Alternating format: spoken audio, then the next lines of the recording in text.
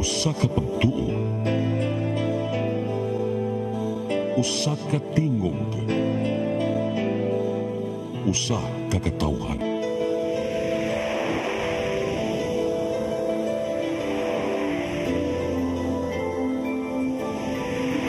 Cebu Catholic Television Network.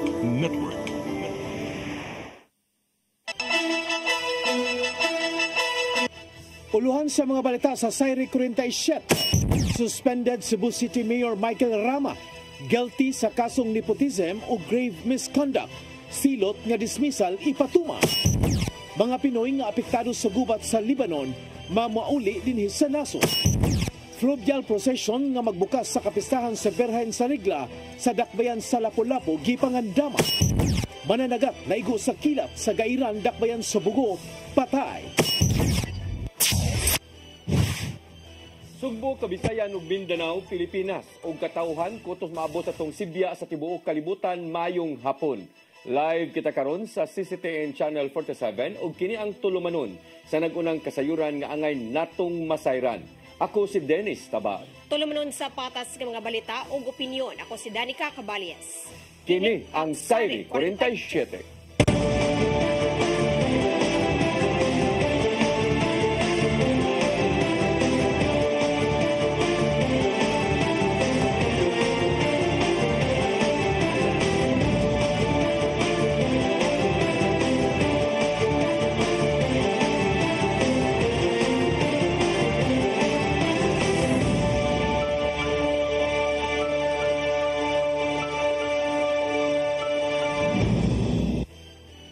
O karon sa kompletong detalye sa atong mga balita, nahukman sa buhatan sa Ombudsman nga guilty si suspended Cebu City Mayor Michael Rama sa kasong nepotism ingon man grave misconduct.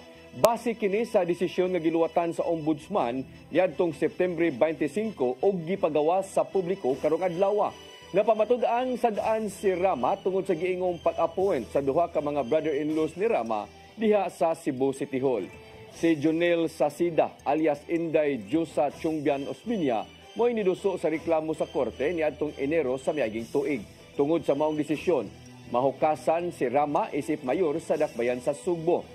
Uga disqualified usab sa bisan unsang benepisyo gikan sa gobyerno. Hinuon mahimo pang makaapilar pa ang suspendadong mayor sa maong desisyon. Gipaabot pa sa CCTN News Team ang dugang pamahayag ni Rama.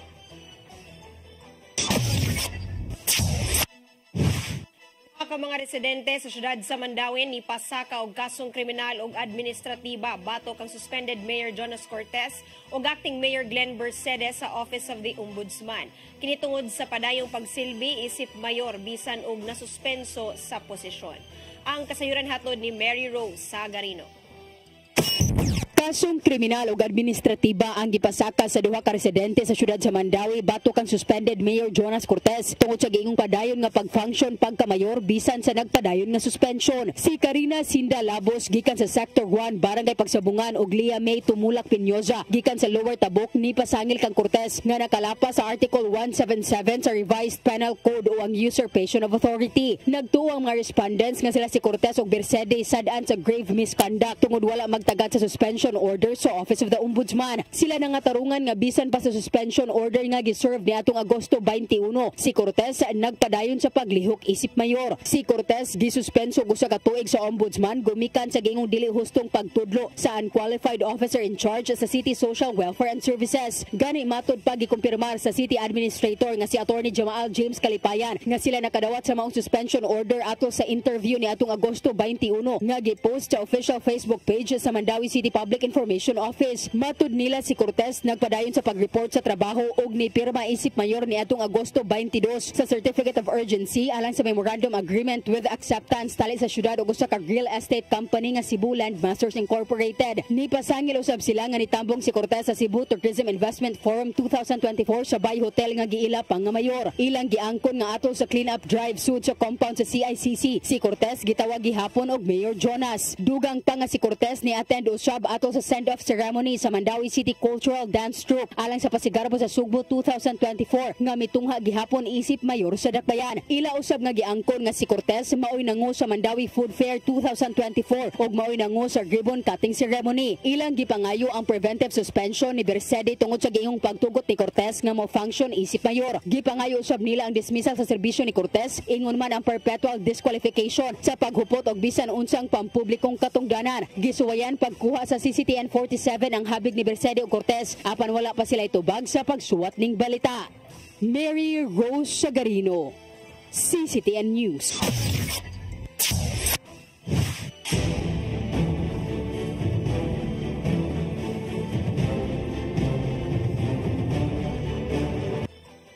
Samtang sa laing balita, suspended Cebu City Mayor Michael Rama ug iyang slate ubos sa Barug Team Rama ug bag-ong Sugbo miduso na sa ilang kandidatura.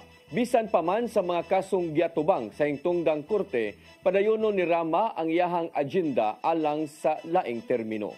Ang kasayuran ihatod ni Randy Gurion.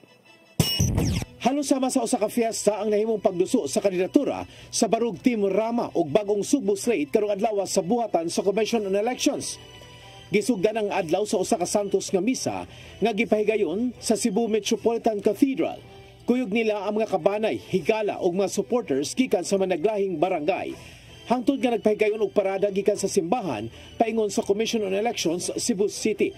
Si suspended Cebu City Mayor Michael Rama ang standard bearer sa Partido Barug Team Rama aron magpapili pagbalik sa maong posisyon.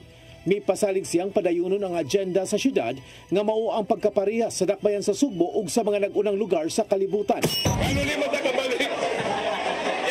Ang pingming istoryahan, ego kapile. Nalalagi ko, in God we trust. Number 2, ang amang ilang i-extend ang suspension, wala ko isa. Samtang magpapili ang running mate ni Rama nga si Acting Vice Mayor Dondon Hontiveros nga Vice Mayor sa dakbayan sa Sugbo.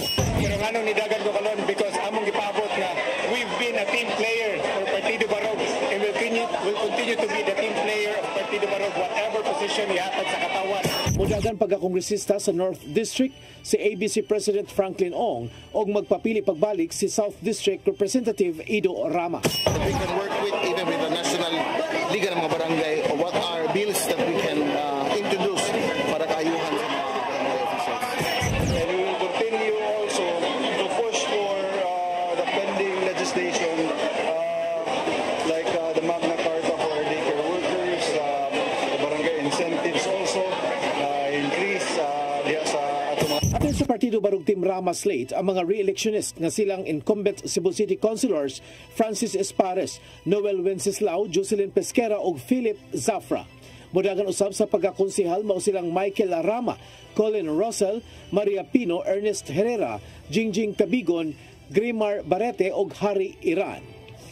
Randy Gurion, CCTN News. Magpasubli pagka-provincial board member sa 1st District sa Sikihor, si kanhi Cebu Provincial Police Director Erson Digal. Gipaibaw sa bukal nga karong umaabot adlaw Sabado, Oktubre 5, mo-file sa iyang Certificate of Candidacy alang sa umaabot nga eleksyon sa Mayo sunod tuig. Buksan ang kalihukan sa alas 7 sa buntag nga misa sa dili pa mo diretsyo ang tibuok slate pagka-kongresista, gobernador, vice-gobernador ug mga board members sa Provincial COMELEC. Kuyugan usab sa grupo ang mga local candidates sa ilang COC filing sa Larena ug Sikihor. Napulo ka sektor sa syudad sa Mandawi niauhag kang City Treasurer Attorney Regal Oliva sa pagdagan sa pagkakongresista sa midterm election. Apan si Oliva, wa pay desisyon kabahin sa pagsud sa politika. Ang kasayuran ihatod ni Mary Rose Sagarino. Naghiusya og nagtapok ang mga lider og miyembro sa nagkadayang sektor sa syudad sa Mandawi aron sa pagpanawagan og pag-auhag ang City Treasurer Attorney Regal Oliva pagdagan isip kongresista sa midterm election sunod tuig. Ang nagkadayang sektor naglakip sa LGBTQ+, vendors, women, youth, fisher folks, PWD, senior citizen ug uban pa. AIDS nga nagdumala ang mga awano diri sa Mandawi, only millions lang ang ilang revenue sa city and pag paglingkod, pagsulod na ni Atty. Regal and ni Mayor Jonas, nakaabot na taog 4 billion. So mas mo progress pag yun ang Mandawi kung sila pa mismo, sila gihapon ang magdumala sa Mandawi para sa 2025. Kung unsa siya ka mapinag-ana, unsa ang iyang mga abilidad, unsa iyang mga qualities, o unsa ang iyang mga capacities to make Mandawi a very progressive city in the whole Philippines, not just in Cebu, I know, whole Philippines. So, kung napakita na niya as treasurer, how much more kung mahimo na siya nga congresswoman din sa atong Mandawi. Matud nila nga nidato ang Mandawi sa tabang paningkamot ni Oliva diin matud pa resulta sa mga angayan nga serbisyo. Nagkatigo mo sila og dulan 57 mil nga pirma gikan matud pa sa mga registered voters sa nagkadayang barangay pagsuporta kang Oliva. Ang natigom nga pirma ang gidaw gihatod nila sa buhatan ni Oliva samtang ang mga miyembro ang nagtapok sa gawa sa City Hall pagpadayag sa ilang panawagan. Mapasalamaton si Oliva sa suporta kaniya. Apan matud ni Oliva nga kinahanglan pa niyang ikonsidera ang tanang aspeto, ang iyahang career, pribadong kinabuhi, ang eleksyon o ang iyahang mamahimong kontra. Because my advocacy should go longer, higher, to a different level. But on getting there, on fulfilling that avenue, that venue, that threshold of where I can put in my advocacy, that's a different story. Election is not easy. As I've said, it cannot be for the lighthearted. So, although my desire to serve is there, on how to get to that point, that is what you have to really weigh on. It can destroy friendships, destroy families, and I don't want that to happen. Sige lang, ato laning ampuan. Now that I saw a lot of support. Matud ni ini nga ikonsulta pa kininiya sa iyang pamilya. Kung mosangat si Oliva sa iyang kandidatura, kinahanglan siya nga mo-resign pagka City Treasurer. Mary Rose Sagarino, CCTN News. Kampanya sa mga kandidato gamit ang social media, appeal sa mga bantayan sa Commission on Elections. Samtang adunay mga niduso sa ilang kandidatura sa buhatan sa Comelec Cebu Province. Ang kasayuran hatod ni Gian Navarro. Apil sa mga bantayanan sa Commission on Elections karong campaign period ang social media sa mga kandidato. Kini aron matagan og higayon, ilabi na kadtong mga kuwangan og pundo sa kampanya nga makapadangat sa ilang plataporma. Suba pa ni Provincial Election Supervisor Attorney Marshall Sano nga mohatag ang kandidato sa ilang social media platforms ngadto sa Comelec. Kinanan kining maduso labing minus 30 ka adlaw human siyang pagduso sa Certificate of Candidacy. Pero kinahanglan pud nato irehistro ang atoang platform o isto nato ang atoang mga portal diha para mamonitor sa pilay gasto. Buhaton ni siya 30 days upon filing but not later than December 13. Noon sa Comelec among lakang dungan sa pasalig nga walay ma-disqualify nga kandidato tungod lang siyang financial status. Samtang adunay pipila ka mga personalidad ang niduso na silang kandidatura sa Comelec Cebu Province. Magpapili sa pagkakongresista sa 4th District si Daan Bantayan Mayor San Shimura. May kota or wala sa One Cebu, for me it's more than enough when Gov spoke with me and spoke with my wife, si Board Member Kerry, being a One Cebu nga naanak ko. So, kamo nalay sabot nga nung usa ka board member nga One Cebu naa sa kuha. Kung usab nga magpapili pagbalik ang kapikas niyang si 4th District Board Member Kerry Shimura. Miduso na usab siyang kandidatura si Julius Anthony Corominas aron magpapili pagka-board member sa 3rd District. Sa mayoralty race, mubalik sa politika ang retired Police General nga si Vicente Luot sa pagkamayor sa Daan Bantayan. May numdumang siyamaw ang gilakip sa giingong narcolist ni kanhi Presidente Rodrigo Duterte. Nana ko'y clearance from region up and nakabutang dito nga wa joy hinungdan ang tanan, purely political. So makaingon ko nga it's part of part of experience, part of growing up. Sa lungsod kaming Lanilla, miduso na sa kandidatura ang incumbent mayor nga si Rajiv Enad, isip re-electionist. Nagkuyog niya ang mga barangay kapitan ug SK chairman sa ilang lungsod. Dito sa lungsod sa Sogod, gikuyugan ni Gobernador Gwendolyn Garcia ang pagduso nilang Mayor Munyin Durano o Vice Mayor Richard Strigan. Magpapili usab sila pagbalik sa maong posisyon. Gian Navarro, CCTN News.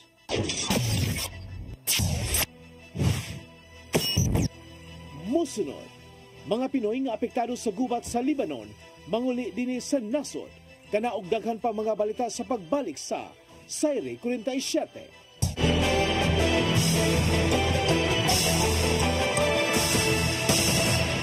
Start today. Unlock the secret to a healthier you. You're worth it. Health is wealth. Health Plus. City Floor and Health Lift Plus.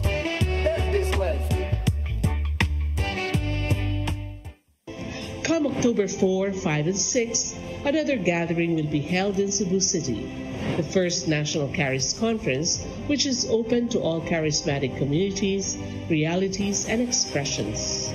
Hosted by the Brotherhood of Christian Businessmen and Professionals, the event will have interesting workshops and topics to help us grow in our various charismatic gifts and charisms. Watch out for more details about this event from our host BCBP in the coming days. Meantime, let's be ready to join these gatherings and pray for the outpouring of the current of grace in the Philippines.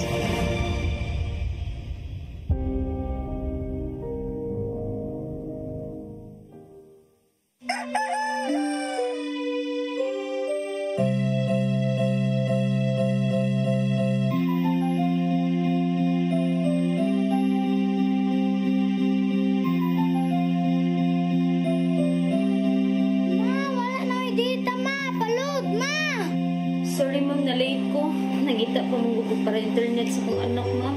Ay, wala na yung problema. Mag-Sini-Cebu. Sini-Cebu, Sini-Cebu. For your internet connection. And for the signal of your cable TV. So fast and straight the transmission to your home. Sini-Cebu. Sini-Cebu, Sini-Cebu. Offers you to have fiber optics. For your viewing experience, perfect and clear so far. So great and affordable for you to enjoy. Sini-Cebu. Sini-Cebu Television Network Incorporated offers fiber to the home broadband internet bundled with fiber to the home cable TV connection. Sini-Cebu Television Network Incorporated with its operation in Metro Cebu and the whole province of Cebu soon. And affordable for you to enjoy. Sini-Cebu. Ang kinabuhi puno sa hagit. Sugpil na ka, Dria! Ay, pag-inalte! Pagdita ka! Puno sa pangutana. Bata pa gani ka tayo? Nagpuyap-puyap na ka? Kinsa man ako ang masakitin ako din ay karoon ang kinsa! Kung si buti mo'y pasabot na di. Puno sa luha. Pagpili pa, ako nga imong anak o kanay mong mga babae. Kasuko. Yung ano pa? Ano itang ka ni Papa? Apan bisan mangit-ngit pa ang imong kalibutan, aduna pa'y nagpahiping kahayag. Aduna ka pa'y kasumbungan. Mga laman, hanap na. Dear Tatay, Tunog na unlod na. Nganong handungan. Wailaing pagi aron masabtan nato ang Biblia. Kinahanglan nga doon na tayo relasyon kang Isus. Hangtod sa layan natong panaguban, daghang salamat. Siya. Tunog na unlod na.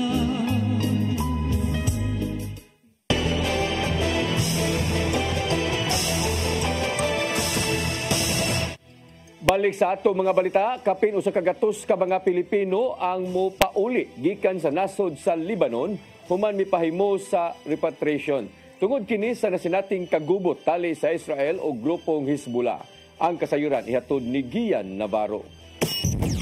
Mukapin sa usa ka gatos ka mga Pilipino dito sa Lebanon ang gikatakdang mupauli taliwa sa nahimong opensiba sa Israel batok sa grupong Hezbollah. Sumapa sa Department of Migrant Workers kanipay mo sa repatriation ang 111 ka mga Pilipino ug nagpaabot sa ilang biyahe gikan sa Lebanon. Samtang nagpaabot usab sa ilang exit permits ang laing 115 ka mga nanarbaho sa maong nasod.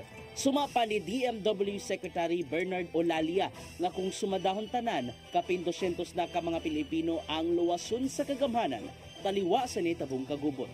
Adunay upat ka silunganan diin gipahilo na una ang mga Pilipino sa Lebanon nga nipahimos sa repatriation. Gilauman sa DMW nga mudaghan pa ang mga mupahimos sa repatriation mong andam nila kining hangpon una pa mo grabe ang nitabong gera. Nagpabilin sa Alert Level 3 ang Lebanon ug nagpasabot nga voluntary ang repatriation sa mga Pilipinong nanarbaho. Tungod dini, wala unang gitugutan sa kagamhanan ang deployment sa mga overseas Filipino workers aron manarbaho dito sa Lebanon. Daan nami pay mangno ang Israeli military nga nagdala sila og mga airstrike sa Beirut batok sa mga target sa Lebanese militant group nga Hezbollah. Gian Navarro, CCTN News. Commission on Human Rights 7 nakigalayon sa managlahing sektor aron mapunan ang mga kakuwang kabahin sa mga lagda sa mental health. Pinaagi kini sa gipahigayon nilang dialogue sa tinguhang mapalig-on pa ang gihimong lagda ubos sa mental health law. Ang kasayuran hatod pagbalik ni Gian Navarro. Giatagan og dakong gibug-aton sa Commission on Human Rights 7 ang kamaynungdanon sa mental health ngadto sa tagsa-tagsa ka mga komunidad. Maong nakigdialogo ang maong ahensya ngadto sa managlaing local government units ug civil society organizations bayad sa pagpatuman sa mental health law. Nagpakisayod mismo ang CHR7 sa nisgutang stakeholders kung unsay mga posibleng kakuwang bayad sa pagpasabot sa mental health ngadto sa tawo.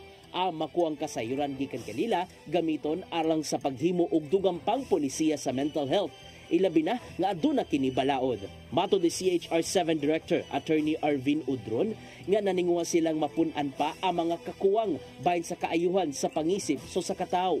Actually, we are taking the inputs of representatives regarding their experiences, their practices para ma-appeal nato na sa atong i-draft later on nga policy advisory. Ikapalat sa biudron ang mga natalang kaso sa suicide, ilabi na ngadto sa mga batanon. Maong nakig-alayin sila sa ubang ahensya sa gobyerno, sama lang sa Department of Health 7 aron matubag among suliran. Duga pa ni Udron nga sila mamahimong kadangpan kung unsay gihambing problema sa sakataw. Sanglit katungod man ang pagbaton ug maayong pangisip. Experience sa mental health problems, they can contact the CHR or the DOH or in fact the local government itself para ma-facilitate ang ilang pag-address sa ilang mga kanagibati nila regarding mental health. Ang karon sa CHR nga to sa LGUs, organizations o mga ana sa komunidad nga pakusgan pa ang kampanya bahin sa mental health. Gian Navarro, CCTN News. Tuyong nagpahigayon ang National Commission on Senior Citizens o na NCAC o Medical Mission ning pagsaulog sa Elderly Filipino Week. Nag-abot ang mga senior citizens sa buhatan sa NCCS sud sa Cebu Provincial Capital Compound aron mapahimuslan ang libreng medical services. Sama lang kini sa medical o check-up gikan sa Department of Health, PhilHealth, ingon man ang uban pang mga serbisyo gikan sa partner agencies. Gituyo ni NCSC OIC Dr. Mary Jane Loriche ang mao nga kalihukan aron mahatagan og may nampingo nga pagtagad ngadto sa mga idaran. Awhag niya ngadto sa mga batan-on nga amumahon og panggaon gyud ang ilang mga kabanay nga mga senior citizens samtang buhi pa dinhi sa kalibutan.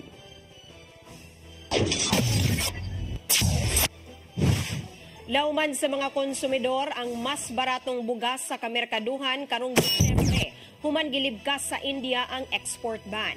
Matod sa Department of Agriculture nga pinaagi sa paglibkas sa maong ban mubarato na ang kantidad sa bugas humay gikan sa India. Itandi kini sa mga imported nga bugas gikan sa Vietnam ug Thailand nga gibaligya sa merkado. Sumapa ni DA spokesperson Arnel de Mesa nga mas barato ang bugas nga gi-export gikan sa India itandi sa mga silingang nason. May pasalig ang ahensya nga padayuno ng ilang monitoring sa ubang agricultural products sa mga pantalan aron dili mga daot.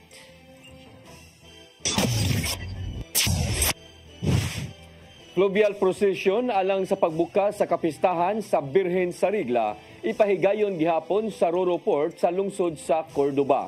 Samtang usa ka kalihukan nga gipangandaman sa dakbayan mao ang Garbo sa Lapu-Lapu Festival.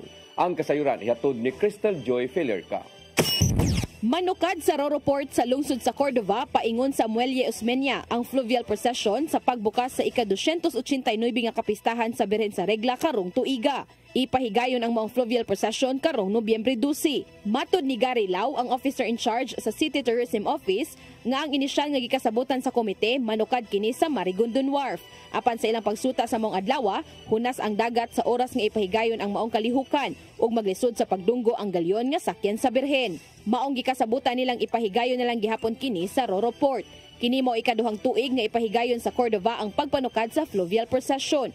Gibuksan na usab karong adlaw sa City Tourism Office ang registration alang sa gustong mosalmot sa maong kalihukan. Samtang sa laing bahin, nibutyag usab sila nga usa nga pag-aatngan nga aktibidad alang sa kapistahan sa Dakbayan mao ang Garbo sa Lapu-Lapu Festival. Kung diin karong Nobyembre 17, ang 20 ka mga barangay mo pasundayag sa ilang namug ng festival. Kundi by barangay na ang atuang Garbo sa Lapu-Lapu. Each barangays are coming up their own festivals. No? Pero of the 30 barangays, more or less, ang nakakam up na sa ilahang kaugalingong festivals, although the 29 na sa own festivals, pero the remaining 9, di pa man sila 10, di pa man sila ready. So, murag 20 more or less ang anunanay musangka sa atuang festival. Gidugang nilaw nga nipahigayon sila og seminar workshop niini sa nilabay nga buwan aron lang nga magiyahan ang matag barangay sa ilang mugnaon nga festival. Crystal Joy Felerca, CCTN News. Musunod, mananagat na igo sa kilat sa Gairan Dakbayan sa Bugo, patay. Kana og daghan pa mga balita sa pagbalik sa Sayre 47.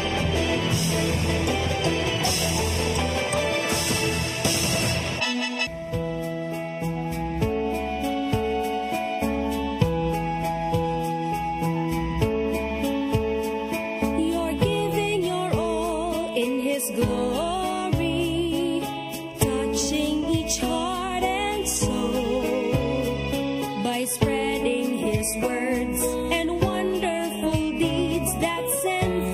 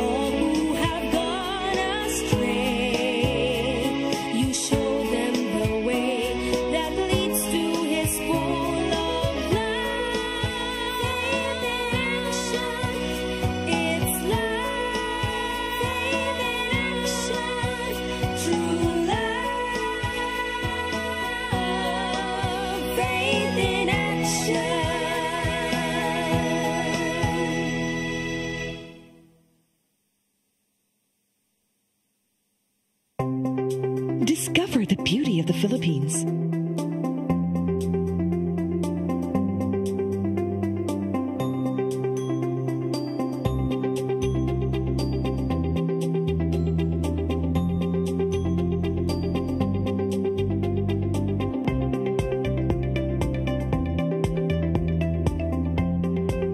With Philippine Airlines, the country's flag carrier.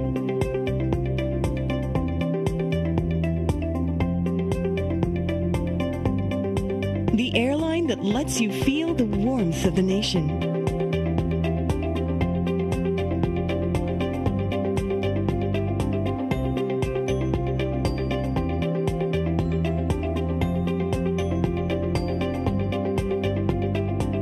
Mabuhay!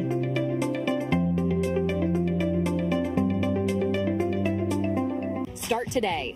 Unlock the secret to a healthier you. You're worth it. Health is wealth. Health Plus. Easy Flow and Health Lift Plus. Health is wealth. Migo George! Oh, ako? Naunsa man yung tanawan eh, oh. Kalma lang ni Godido. Siya Godido, mga mas susili. Sa'yo na. Oh, kano sa ba ka mo mabutan? Murag mao siguro na inyong hiwata. Oh, pagdagsa mo ni.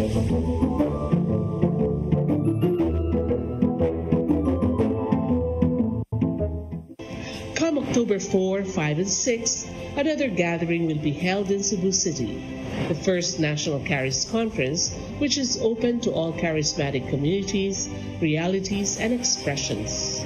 Hosted by the Brotherhood of Christian Businessmen and Professionals, the event will have interesting workshops and topics to help us grow in our various charismatic gifts and charisms.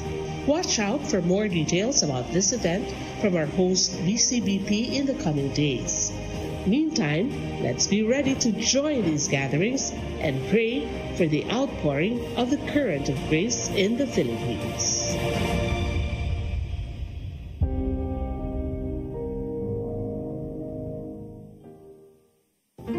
I am the God that healeth thee. I am the Lord, your healer. I sent my word and healed your disease. I am the Lord, your healer. I am the God that healeth thee. I am the Lord, your healer. I sent my word and healed your disease. I am the Lord, your healer. I am the God that healeth thee. I am the Lord, your healer. I sent my word and healed your disease. I am the Lord, your healer. I am the God that healeth thee. I am the Lord, your healer.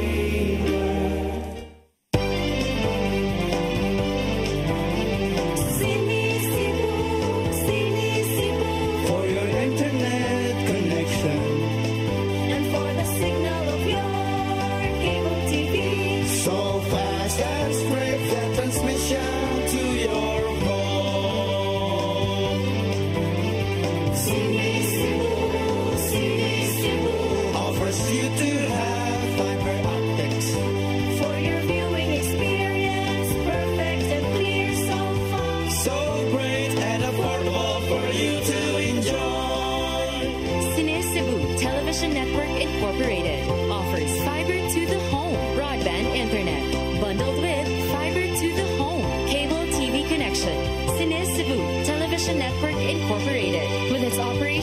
Metro Cebu and the whole province of Cebu soon.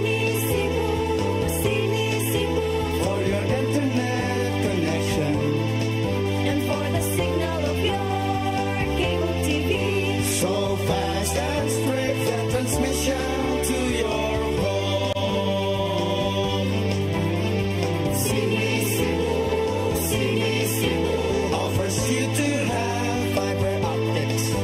for your viewing experience, perfect and clear so far. So great and affordable for you to enjoy.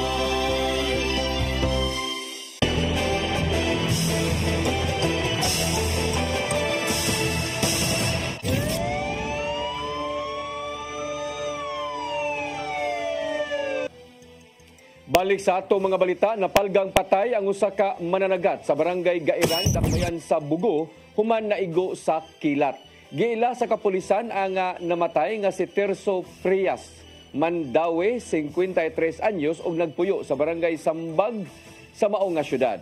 Matod sa Bugo Police Station nga nadawat nila ang alarma kaganinang kadlawon, human nga nakadawat og sumbong gikan sa laing mananagat.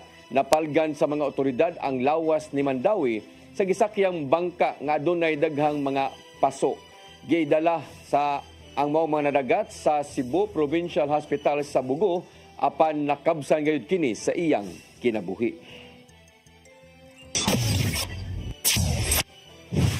Mitahan sa buhatan ni Lapu-Lapu City Mayor Ahong Chan ang tulo sa 5 nga nang dapat sa usa ka babay nga nikatap sa social media. Laki pusab sa mitahan ang nagvideo niini. Nasuta nga mga menor de edad ang mga nalambigit ug ang upat kanila mga taga-Dakbayan sa Mandawi. Ang kasayuran hatod ni Crystal Joy Pelerca. Mitahan kagahapong adlaw sa buhatan ni Lapu-Lapu City Mayor Junior Dahong Chan ang tulo sa 5 nga nang dapat sa usa ka babay ni atong Setyembre 22 sa sitio Pag-Utlan, Barangay Maribago. Laki pusab sa ni surrender ang nikuha sa video nga nikatap sa social media. Apan gibutyag ni Mayor Chan nga aduna pay duha nga wala pa ni surrender. Matud ni Buena Ferre Mocaldo, ang social worker 3 sa Lapu-Lapu City Social Welfare and Development Office, nga ang maong mga babae mga miyembro sa duha ka grupo. Ug ang grupo sa nangulata nagkaideya nga adunay plano bato kanila ang grupo sa biktima. Sa dihang nakakita sila og higayon, giunhan na lang kini nila. Kaning victim karon is amigo to niya nga grupo ang primero nga maoy una nang ulata or na maoy una nga ning pasakit atong kanang grupo karon nga gi nang ulata. Oo. So isip balos no kay sa istorya nga kanang iyaha ko nung mas masakitan pa kuno sa sunod di pa kuno tumoy mahay-aguman. So, giunha na lang sa kaning isa ka grupo nga katong panahon na is dito sila diskuhan. Nasuta nga ang tanan mga nalambigit sa maong panghitabo mga menor de edad. Nasusi usab nga ang duha sa tulungan ng dapat ug ang laing duha nga wala mitahan mga residente sa Barangay Paknaan sa Dakbayan sa Mandawi. Maong ibutyag si Mocaldo nga makig-alayon sila sa Mandawi City Social Welfare and Services aron mapangita ang duha ka mga menor de edad. Ang buhaton is mo wao na mo ang kanang initial details aning duha sa duha po nga taga-Paknaan kay magsilingan kaila ra man din sila. Then after ana mo coordinate sa social welfare po diri sa Mandawi para ma-locate ning duha ka bata na. Kasamtangan unang gibutang sa home care facility sa CSWDO ang upat nga mitahan. Gihikay pa ang papeles sa 15 ug 16 anyos nga taga Mandawi aron formal silang matunol sa CSWS. Samtang ang duha nga parehong 14 anyos nga taga Barangay Bangkal ug Barangay Maribago mo ipaubos sa center-based nga intervention program sulod sa usa ngadto sa duha ka buwan. Ang 13 anyos nga biktima nga taga Barangay Paho ipaubos gihapon sa intervention program apan community-based. Tungod kay ang pagpangulata kaniya nahitabo alauna na sa kadlawon ug nilapas na kini sa curfew. Sigon usab sa social worker nga ipaubos usab sa parent effectiveness seminar ug basic counseling ang mga ginikanan sa mga nang dapat ug sa biktima tungod kay lakip kini sa intervention program sa ilang mga anak. Tungod sa maong panghitabo, gimanduan sa mayor ang kapulisan nga hugot ipatuman ang curfew. Ug manawagan ta sa tanang mga station sa atong kapulisan nga sila pod no magpahigayon og regular rubing. Manawagan po ta sa ato ang mga barangay officials, no? Na irregular nila ang ilang pag-monitor, especially at night time, to implement the curfew ordinance. Crystal Joy Filerca, CCTN News. Huwag kantong naglangkob sa atong mga balita sa Sayre 47. Ako si Dennis Tabar. Ako si Danica Cabalies. Sangton ugma sa inyong paboritong tulumanon. Sayre 47.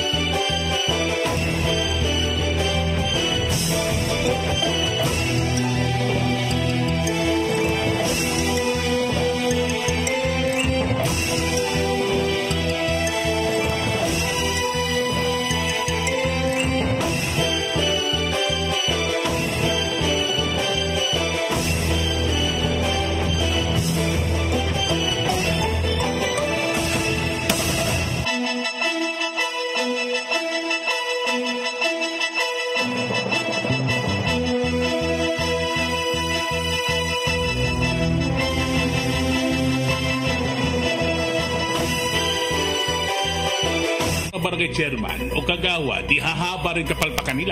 Eh kung may matitino, mapuputo talaga yung katinoan. Lumalangap ang